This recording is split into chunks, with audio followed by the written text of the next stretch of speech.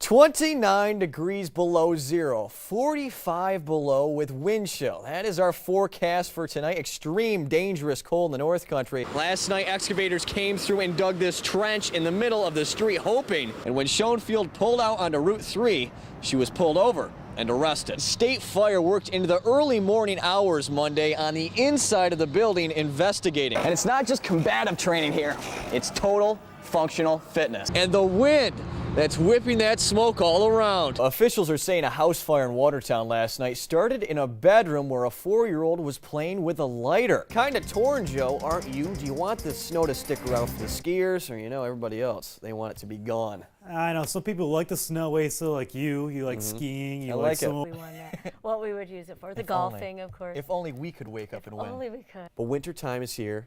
And the winter sports season ended today. You saw what I was saying.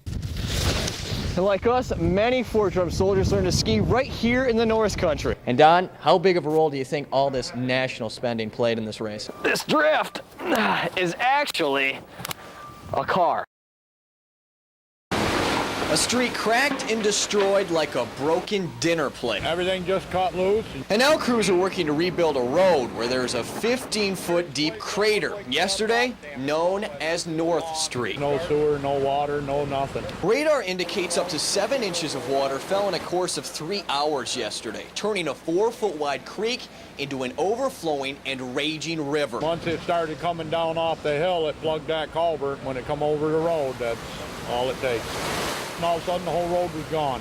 It's hard to believe that this is the middle of what used to be North Street. Last night, excavators came through and dug this trench in the middle of the street, hoping to divert the water and save houses. Sewage pipes under the street are broken, but crews believe the water main is all right. All homes are still standing, but there is significant water damage in most. Not good for anyone without flood insurance. I did when I bought my house. We tried to get flood insurance because of the stream up top, and they told us that we weren't able to get it because we didn't live in a floodplain. And now this happens. Meanwhile, Sheriff Mike Carpinelli says Lewis County legislators are working on getting help from the state. We're going to be contacting the senator's office and seeing what kind of assistance can be done to help the community out through this. Crews expect the reconstruction of the road and sewage system to take at least 10 days, probably longer. I guess we wait for the road to get rebuilt, and we just start to dig out. Until then, residents will be waiting and still wondering how it happened so fast. Asa Stackel, 7 News.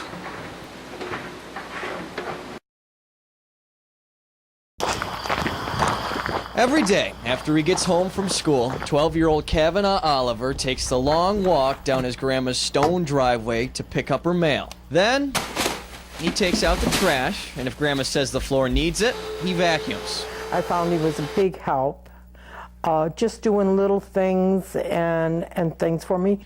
Marianne is too weak to do those little things. You might not know it by looking at her, but Marianne has stage 4 bone cancer.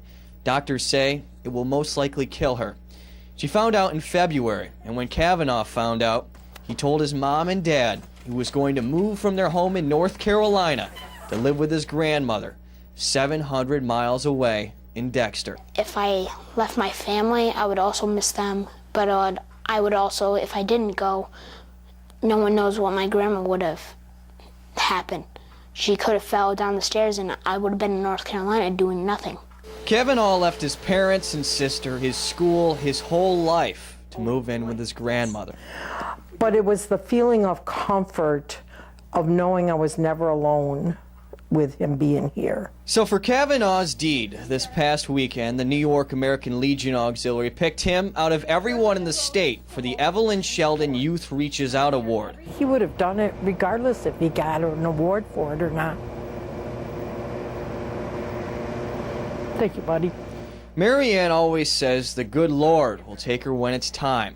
But until then, it's Kavanaugh who will be taking care of her. The cold day that was finally just too much for Watertown to handle. A water main broke out in the front of the house. Or at least Watertown's water pipes to handle. So we have no water when we got home. 3 water main breaks and 40 homes out of water. She'll probably be happy because she doesn't have to do dishes right now. The Becker family is just one of the more than 100 that have had frozen water pipe problems in the past 7 days. I'm just watching them work, and I feel bad for them being out in all this cold. The problem is this: it's been so cold for so long the ground is frozen around 5 feet below the surface. Some city pipes are above that, and if they are, they freeze. It's a long, sustained cold, and it's causing things that are happening right now that haven't happened in decades. And if you think it's bad not having water, try being these guys and fixing water main after water main in this freezing cold. They're working 12 to 16-hour days, and they come right back in to do more of the same. And this might be just the beginning of pipes freezing and bursting. Even if the air heats up, it will take weeks of warm air to heat up the ground. We may be experiencing this problem for several weeks. A warning to Watertown and a collective wish for warmer weather. Asa Stackel, 7 News. They say you can't stop someone from doing what they love. In this case, shooting what they love.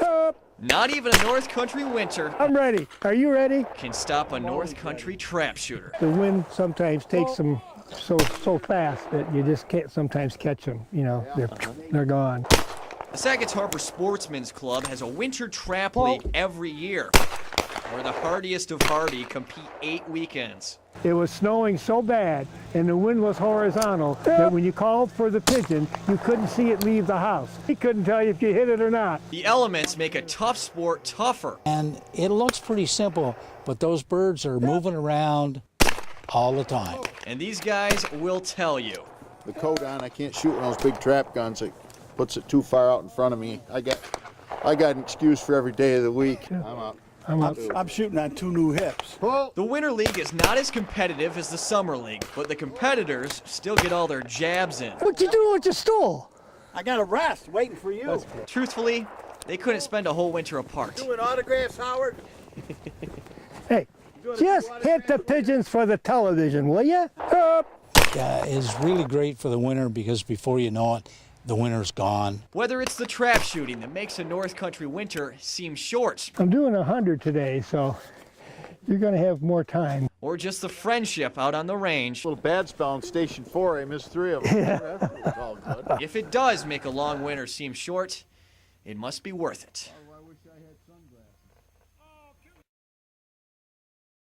Good evening. A SUNY Potsdam professor and her grade school-age sons were rescued by a helicopter from atop Mount Marcy today after a night in the deep wilderness in sub-zero cold. 39-year-old Ning Kai and her 2 sons, ages 7 and 11, were found near the summit of the tallest mountain in the Adirondacks this afternoon. All 3 were in fair condition with some cold-related injuries. Kai reached the summit of the mountain yesterday around 4 p.m. Then she couldn't find her way back down. She called 911 and forest rangers climbed to the top by midnight. They couldn't find Ning, but by 11 a.m. today, a state police helicopter crew spotted the family and airlifted them to a Lake Placid hospital. The boys are still in the hospital tonight. Kai teaches biology and Chinese at SUNY Potsdam. Her husband, Dr. Robert Snyder, is also a professor there. A Gouverneur family was on vacation when their home was consumed by fire last night. Take a look. This is what the home owned by Gary Line on Quarry Road off Route 11 looked like this morning. That's not white paint. That's frozen water and fire retardant on the front of the house. The charred home is obviously being called a total loss. The Gouverneur Fire Department says the fire was roaring when they got there and immediately took a defensive approach until they could get men inside. No one was hurt in the blaze. Well, tonight, Heuvelton is on top of the world. The village with a population of 700 is hoisting a state championship trophy. Their girls basketball team is the best in Class D in New York State.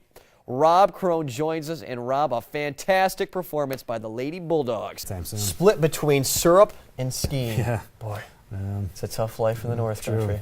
We'll be right back. Today, not a good time to get sick. Yeah, bad fish tacos in San Diego. Let's do some trivia. All right. Who has the most blocks in NBA history? You know, I want to say Dikembe Mutombo, but I'm going to say Hakeem Olajuwon. Nice. That's the exact thought process I thought you would be going through. Thank you very much. And I thought I could get you. You know, even this late at night, my brain still works sometimes.